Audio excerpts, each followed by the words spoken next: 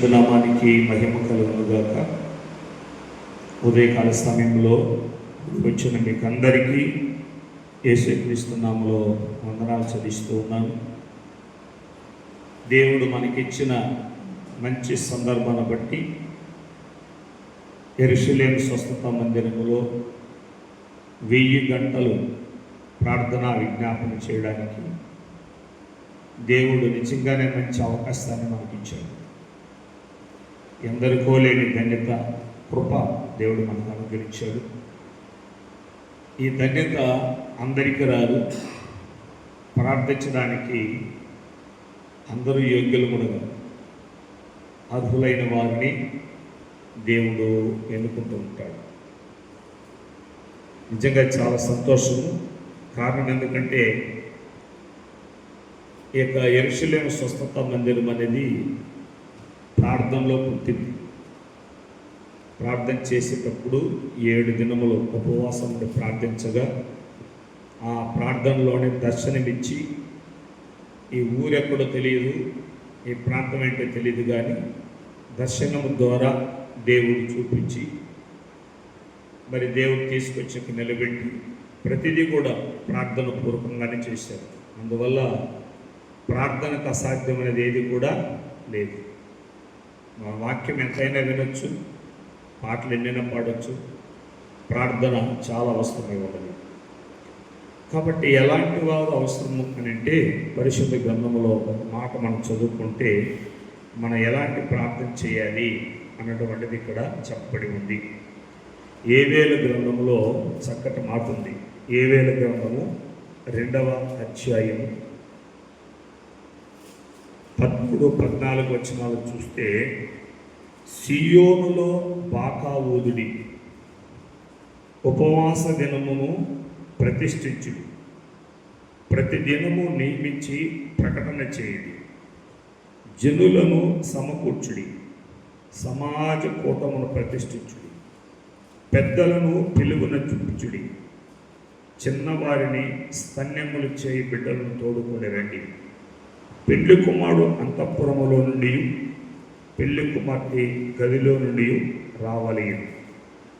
యెహోవాకు పరిచరించే యాజకులు మంటపమును బలిపీఠములకు మధ్య నిలువబడి కన్నీరు విడుచుచు, యెహోవా నీ జనుల ఎడల జాలి చేసుకుని అన్ని జనులు వారి మీద ప్రభుత్వం చేయనట్లు వారిని అవమానం అప్పగింపు, లేని ఎడల అన్ని జనులు వారి దేవుడు ఏమాయందురు కదా అని వేడుకొనవలెను. హల్లెలూయా. చూడండి, ప్రార్థన అనేది వేడుకోవడం, రిక్వెస్టింగ్. చాలా గోజారాలి. ఎందుకు గోజారాలి? ప్రజలు నశించిపోతున్నారు, పరిస్థితులు అతిమించిపోతూ ఉన్నాయి, శక్తికి మించిన కార్యాలు ఉన్నాయి. అనేక విషయాల్లో పోరాడాం,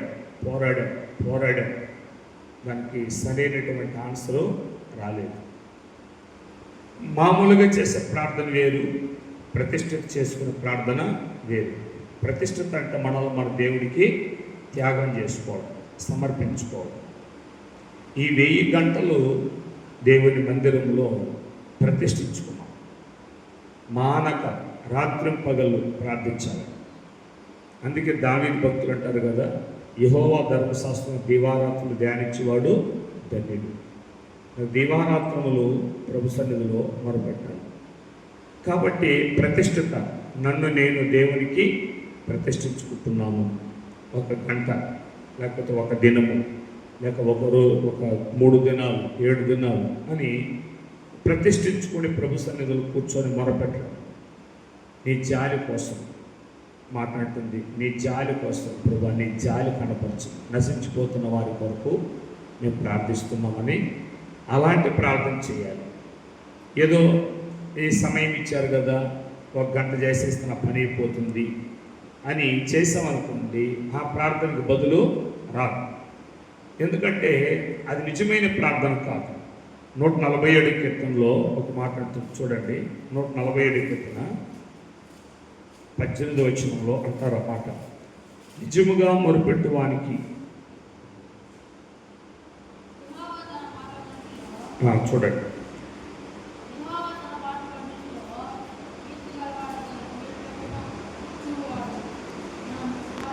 రైట్.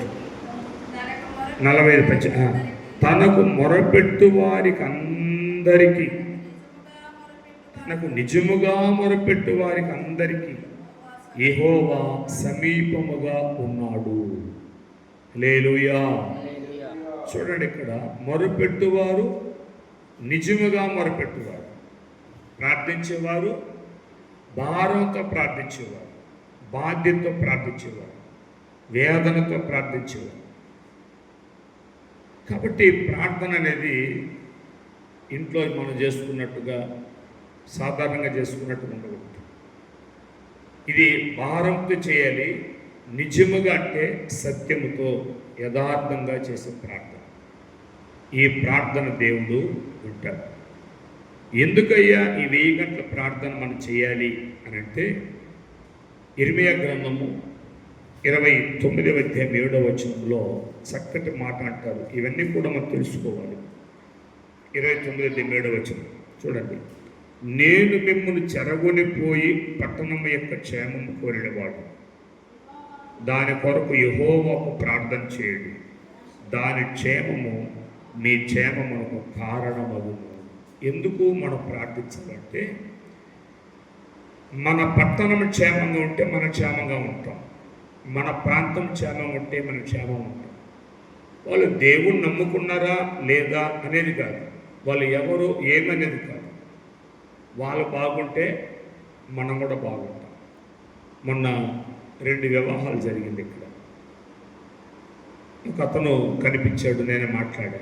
కాలని చాలా అందంగా ఉంది సార్, అటు సీరియల్ అటు ఇటు సీరియల్ ఇటు చాలా అందంగా ఉంది, కలగా ఉందంటే ఒక మాట అన్నాను. రాత్రి పగలు మేము ప్రార్థన చేస్తున్నాం కదండి, అందుకే శుభకార్యాలు జరుగుతూ ఉన్నాయి, మంచి మంచి ప్రార్థన జరుగుతూ మంచి మంచి కార్యాలు జరుగుతున్నాయంటే నిజమే సార్, నిజంగా మీ ప్రార్థన దేవుడు ఆలకించి మన కాలం క్షేమంగా ఉంది అన్నాడు. Praise the lord. సో అన్ని జనుడు సాక్ష్యం చెప్తున్నాడు, నిజంగా మీ ప్రార్థన ఆలకించి. ఎంత చక్కగా, ఆయన మందిరానికి రాకపోయినా పర్లేదు, కానీ మన ప్రార్థన ఎందు వాళ్ళు నమ్ముతున్నారు. నిజంగా వీళ్ళు ప్రార్థన చేస్తూ ఉంటే మన కార్యాలు జరుగుతున్నాయే నమ్ముతున్నారు వాళ్ళు. అంటే వీళ్ళ ప్రార్థనలో బలం ఉంది, వీళ్ళ ప్రార్థనలో శక్తి ఉంది, వీళ్ళు దేవుడు చేస్తాడు అని వాళ్ళు నమ్ముతున్నారు. ఎంత నమ్మకం చూడండి మన మీద వారికి. కాబట్టి మన కుటుంబం క్షేమంగా ఉండాలన్నా, మన సంఘం క్షేమంగా ఉండాలన్నా, మన పట్టణం క్షేమంగా ఉండాలన్నా, మన దేశం క్షేమంగా ఉండాలన్నా మనము ఫార్మాలిటీ ప్రేయర్ చేయకూడదు, కానీ సత్యముతో కూడిన ప్రార్థన, భారంతో కూడిన ప్రార్థన, ప్రతిష్టతో కూడిన ప్రార్థన, వేడుకొనే ప్రార్థన చేయాలి.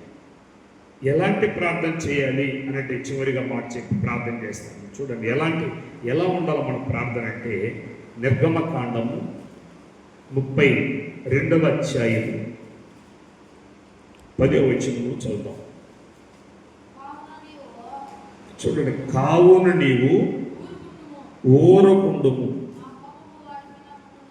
నా కోపము వారి మీద మండును, నేను వారిని కాల్చివేసి నేను గొప్ప జనముగా చేసిందనని మోషేతో చెప్పగా.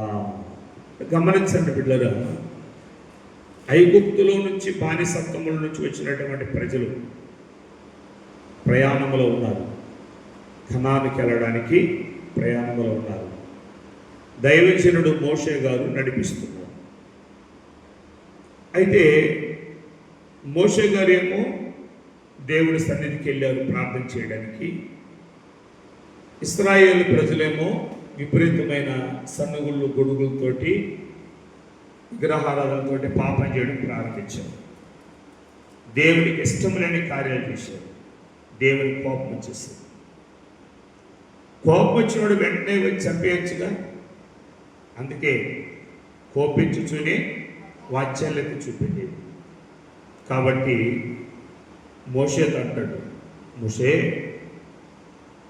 నువ్వు అడ్డు దొరుకు, నేను వెళ్ళి ఈ ప్రజలు చంపేస్తాను, పక్కకెళ్ళు, ప్రజలు చంపేస్తాను. ఇక్కడ చూడు, ఓరుకుండుము, నువ్వు తప్పుకో, నా కోపానికి వీళ్ళు బలైపోతారు. ఇప్పుడు మోషే అంటారు, నేను ఊరుకో, నాకు ఈ ప్రజలే కావాలి, ఈ ప్రజల కోసం నేను ప్రాణమైనా ఇస్తాను. ఎంత త్యాగం చూడండి, అది ప్రతిష్ఠితం. ఈ ప్రజల కోసం నేను ఎంత త్యాగమైనా చేస్తాను. ప్రభువా, ఆ జీవ గ్రంథములో నా పేరు తుడిపే, ఫస్ట్ నన్ను చంపే, తర్వాత వీళ్ళు చంపాలి. ఎంత ప్రతిష్ఠిత అండి, ఎంత నిజమైన ప్రార్థన, ఎంత ప్రజల క్షేమాన్ని కోరే ప్రార్థన. చాలామంది ప్రార్థన చేయమంటే నాకు అవకాశం వచ్చింది కదా చెయ్యాలని ఏదో ఇంక 2 పాటలు ఆరాధన చేసి టకటకటక చేసి టైం అయిపోయింది, పరుగు తీస్తుంది. అక్కడ ఏముండదు, భారం ఉండదు, బాధ్యత ఉండదు. ఏమండి, ఆ ప్రార్థనకి ఫలాలు ఊరుకుండము అంటే మనం ఎంత ఊరుకుంటే అంత నాశనం మన మీదకి వస్తుంది. మనం ఎంత ప్రార్థన చేస్తూ ఉంటే దేవుని కోపము చల్లారిపోతుంది. ఏ ఇంట్లో నిజముగా దేవునికి చేసే ప్రార్థన ఉంటుందో ఆ ఇంటి మీదకి దేవుని కోపం రాదు, అపవాది తెగులు కూడా రావు. ఏ వ్యక్తి అయితే నిజముగా మొరపెడతాడో ఆ వ్యక్తి మీదకి దేవుని కోపం రాదు, అపవాది క్రియలు జరగవు. ప్రార్థన లేని వ్యక్తి, ప్రార్థన లేని కుటుంబం ఎలా ఉంటుందో తెలుసండి, చీకట్లో ఉంటూ వెలుగులో ఉన్నంతగా ఉంటుంది. చీకట్లోనే ఉంటారు కానీ ఎక్కడ ఉన్నట్టు అనుకుంటారు వారు, మేము వెలుగులో ఉన్నాము, మాకేం పొదుగు లేదు అన్నట్టు ఉంటారు. కాబట్టి సంగమా, మన సంఘ క్షేమాభివృద్ధి కొరకు ప్రార్థన చేస్తే దేవుడు మన క్షేమాన్ని కొడతాడు. ఎదుటి వారి నశించిపోతున్నారని వాళ్ళ కొరకు మనం ప్రార్థన చేస్తే వాళ్ళు బాగుపడితే ఆ బాగు మనకు వస్తుంది. కాబట్టి ఈ ప్రతిష్ఠిత ప్రార్థన చేయాలి, నిజమైన ప్రార్థన చేయాలి, వేడుకొనే ప్రార్థన చేయాలి. ఇతరుల నాశనానికి మనము అడ్డుగా నిలబడాలి. అయ్యా, నన్ను దాటి వెళ్ళొద్దు, వాళ్ళు నాశనం చేయొద్దు అని. దైవజనుడు ఈ విధంగా అడ్డుపడితేనే ఈరోజు సంఘాల కుటుంబాలు ఉన్నాయి, వ్యక్తులు ఉన్నారు. అలాగనే తల్లిదండ్రులు బిడ్డల కోసం ప్రార్థనలు అడ్డుపడాలి, భార్యలు భర్త కోసం అడ్డుపడాలి, భర్తలు భార్య కోసం అడ్డుపడాలి, పిల్లలు కూడా తల్లిదండ్రుల కోసం అడ్డుపడాలి. ఏమని అడ్డుపడాలి? ప్రభువా, నువ్వు ఊరుకున్నాయా, వాళ్ళు ఏం చేయొద్దయ్యా, ప్లీజ్ అయ్యా అని వేడుకోవాలి. ఆ వేడుకునే ప్రార్థనే ఈ 1000 గంటల ప్రార్థనని దేవుడు మనకు అవకాశం ఇచ్చాడు. కాబట్టి ప్రార్థించే మీరు ఏదో చేయాలని చేయకండి, సమయానికి వెళ్ళాలి రావాలని చేయకండి, పాస్టర్ గారు చెప్పారని చేయొద్దండి. కొద్ది భారంతో మన మౌనం ఉంటే మన మీదకి దేవుని ఉగ్రత వస్తుంది. అందుకే మోషే గారు మౌనంగా లేదు. ఏమండి, ఆయన మౌనంగా లేదు. ఇంకోటి కూడా మనం చూడొచ్చు బైబిల్లో. యేసు ప్రభుల వారు ప్రాంతానికి వెళ్ళినప్పుడు కనాను స్త్రీ ఒకటి వచ్చింది, వాళ్ళ బిడ్డను తీసుకుని ఆ బిడ్డకు దెయ్యం పట్టింది ఇంట్లో పెట్టి యేసు ప్రభు దగ్గరికి వచ్చింది. ఆమె కేకలు పెడతా ఉంది, సర్వోన్నతుని కుమారుడా నేను కరుణించమన్నట్టుగా ఆమె కూడా మొరపెడుతుంది, అయ్యా మమ్మల్ని చూడండి అయ్యా. శిష్యులందరూ పోయి చెప్తారు యేసు ప్రభు దగ్గరికి, ఇదిగోనయ్యా ఆమె కేకలు పెడుతుంది అంటే మీరు మౌనంగా ఉండండి అన్నాడు. Praise the lord. యేసు ప్రభు మౌనంగా ఉండన్న కేకలు పెట్టడం మానలేదు. ఆ ఊరుకుండంటే ఆ బిడ్డ చచ్చిపెట్టదు కదా దేయాలతో పడి. ఆ ఊరుకుండా మొరపెట్టడం వల్ల చనిపోవలసిన బిడ్డ బతికింది. హల్లెలూయా.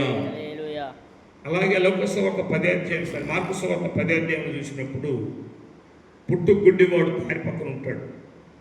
ఏమండి, ఆయన కూడా దావీదు కుమారుడు నన్ను కరుణించమని కేకలు పెడతాడు. అందరూ వచ్చి అతను ఏం చేస్తారు, నువ్వు ఊరుకుండు, నువ్వు మాట్లాడొద్దు అని అంటారు. అయినా ఇతను ఊరుకలేదు, కేకలు పెడుతూనే ఉంటాడు. ఈ కేకలు ప్రభువుకి వినిపించింది, ఆయనకి దేవుడు చూపించాడు. కాబట్టి సమస్య ఏదైనా, పరిస్థితి ఏదైనా మనం మౌనంగా ఉండకుండా ప్రార్థన చేస్తూ ఉంటే దేవుడు మనకి ప్రతిఫలం ఇస్తాడు, క్షేమకరాన్ని ఇస్తాడు, రక్షణ ఇస్తాడు, దీవెనిస్తాడు, ఆశీర్వాదం ఇస్తాడు, అన్నీ అక్కడ ఉంటాయి. అందుకోసమనే ఇందులో ఉండే ఈ 15 అంశాలు కూడా అన్నీ కూడా అవే, మన సొంత కోసం ఏది కూడా లేదు. కాబట్టి ప్రార్థించేటటువంటి మనము ప్రతిష్టతో ప్రార్థించాలి, నిజముగా ప్రార్థించాలి, వేడుకొని ప్రార్థించాలి. అలాగే ఇతరుల యొక్క నాశనాన్ని మన మీద వేసుకొని ప్రభువా వాళ్ళని క్షమించండి అని ప్రార్థించాలి. దేవుని కోపానికి మనం అడ్డుగా ఉండి ప్రార్థించాలి. ఇలాంటి ప్రార్థనే ఈ 1000 గంటల ప్రార్థన. ఈ ప్రార్థన అనంతరము నిజంగానే ప్రార్థించే మనకు దేని కొరకు ప్రార్థన చేస్తున్నామో వీటికన్నిటికీ సంపూర్ణమైన బదులు ఖచ్చితంగా దేవుడు ఇస్తాడు. నీ ప్రార్థనలన్నీ యెహోవా సఫలపరుచునుగాక అని లేఖనాలు సెలవిచ్చినట్టుగా నిజంగా అంటున్నానండి. ఈ 1000 గంటల ప్రార్థన ప్రతిష్టతతో ఎంతమంది చేస్తూ ఉన్నారో వాళ్ళందరి ప్రార్థన దేవుడు ఆలకించి బహుబలముగా దేవుడు దీవించునుగాక. Praise the Lord. ప్రార్థన చేసుకుంటాం.